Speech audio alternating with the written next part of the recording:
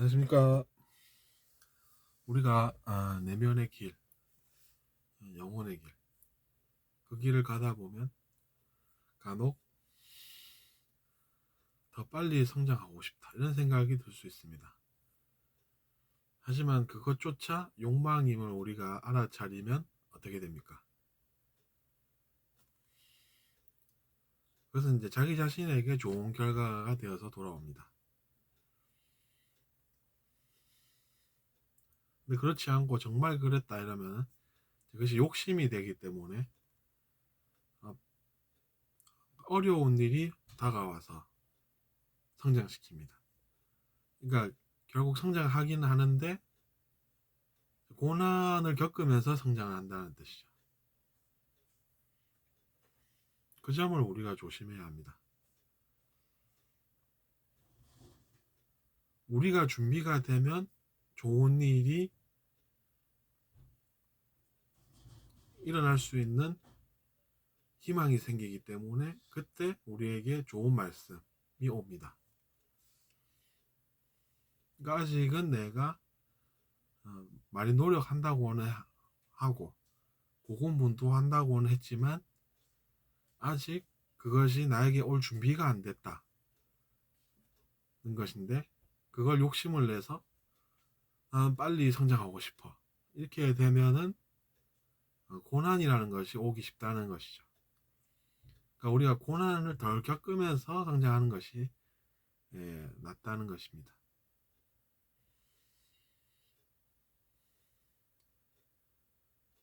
낮은 의식으로 불만 많은 사람들이 왜 그렇겠습니까? 욕심이 많은데 그것이 욕심인 줄 모르고 살기 때문에 그런 것일 수 있죠. 즉 사람들은 욕심이라고 해도 자기 자신은 고군분투하는 삶인데 라는 생각을 하는 것입니다. 그러니까 거기서 뭔가 이제 의견이 일치가 되지 않는다는 것이죠. 그렇기 때문에 이제 뭔가가 오긴 오는데 고난을 겪으면서 살게끔 그렇게 되는 것입니다.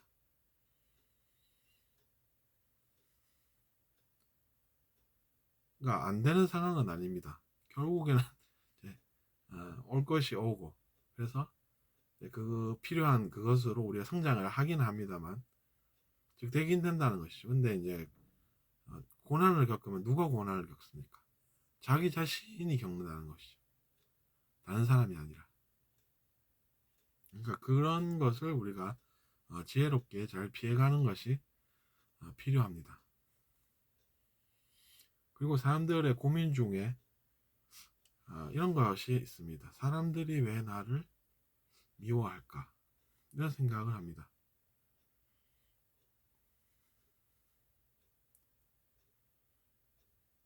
근데 저 같은 경우에는 그런 것은 이제 예전의 고민 중 하나입니다. 그러니까 지금은 고민하지 않죠.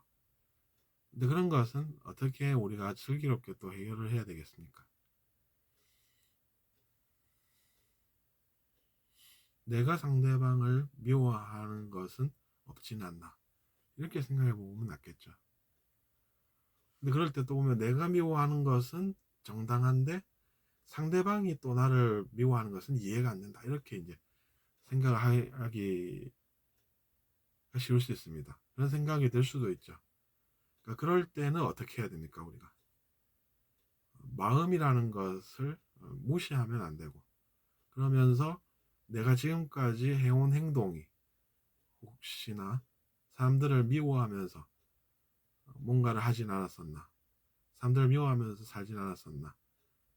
그러면서, 그러면 내가 지금까지 해온 게 그런 것이면 그것을 어떻게 내가 없앨까? 이런 생각을 해야 된다는 이야기죠. 그러니까 그럴 때 사람들에게 봉사를 해야 된다는 것입니다. 왜냐하면 지금까지 자기 자신이 누군가를 미워하면서 해온 것이 있으니까 그런 것을 없애면 나쁜 일이 살아올 일이 없고 그러려면 내가 사람들에게 도움되는 행동들을 하면서 살아야 된다라는 결론이 나오는 것입니다. 지금까지 마이너스 10을 내가 해왔다라고 하면 플러스 10이 투입이 돼야 비로소 0이 되는 것입니다. 그럼 0이 되면 어떻습니까? 뭐 플러스는 기뻐, 마이너스는 고생이라고 할 때 고생이 올 일이 없다는 것이죠. 근데 지금까지 살아면서 한 것들이 적지는 않겠죠.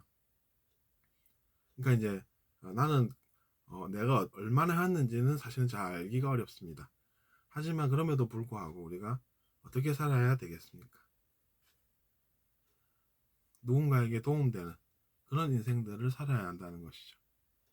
그렇게 해서 세상에 내가 한 것들을 내 행동으로 중화시켜서 비로소 내가 나쁜 것을 겪지 않아도 되는 그 상황을 스스로 만들 수 있다는 이제 희망을 가질 수 있는 것이죠. 정말 그렇습니다. 우리가 안 미워하기가 얼마나 스스로는 어렵습니까? 그래서 이제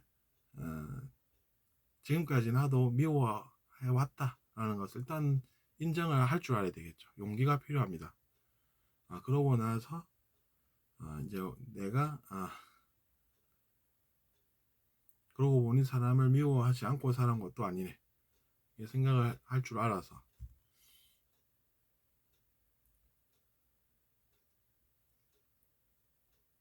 사람들에게 내가 선한 행동을 하면서 살아 라는 것을 티내고 살지 않고 지금까지 내가 해온 것이 빚을 것이라고 생각을 하고 그렇게 선행을 해서 그 빚을 내가 없애서 그래서 결국에는 내가 살면은 고생이 없구나. 심지어 물론 그런 일은 없습니다만 언젠가는 그런 날이 올 수도 있겠죠. 세상에 비친 것보다 한 일이 더 많게 돼서 내가 행복을 누릴 수도 있는 것입니다. 그러니까 세상에 내가 한 것이 많으니까 그것이 복이 되어서 돌아온다는 것이죠. 우리가 누군가에게 도움을 줘도 그렇지 않습니까? 그 사람이 있습니까? 그것을? 아니죠. 그래서 그 사람이 호의를 가지죠.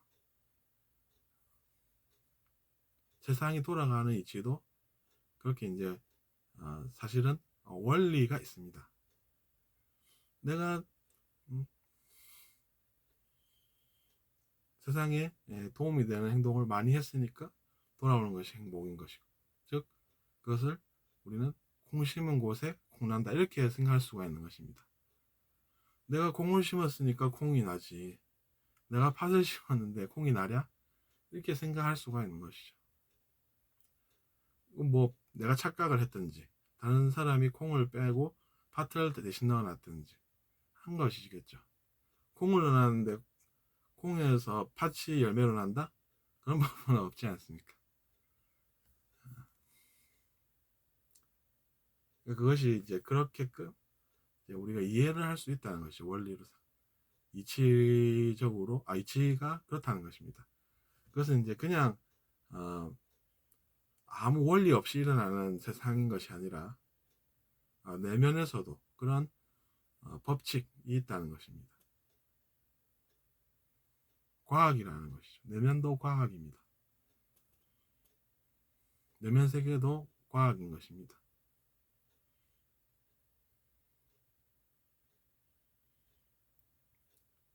그것이 여러분 생각해 보십시오. 이치에 어긋나는 게 있습니까 지금? 없다는 이야기죠. 우리가 그 시뮬레이션 게임을 할 때도 동전을 넣고 시작이 되면 앞에 짠 하고 나타나서 뭔가가 달려가지 않습니까? 그러면 이제 100원을 넣었으니까 그런 화면이 나타나서 사람이 게임 속에서 이렇게 뭔가 나타나고 하듯이 너무나도 이렇게 이제 당연한 그런 일들이 제가 말씀드린 그런 일들이 되는 것입니다. 근데 사람들이 아직 내면에 대해서는 그렇게 관심이 없거나 아직 이제 그 정도의 길을 못 갔기 때문에 그것이 이제 어둠처럼 못 느낄 내용일 수는 있습니다. 근데 그것도 이제 계속 알아가다 보면 누구나 다 언젠가는 아는 내용이니까 포기하시지 마시고 원하는 바를 얻으셔서 실패하지 않고 성공하는 인생이 되셨으면 합니다. 감사합니다.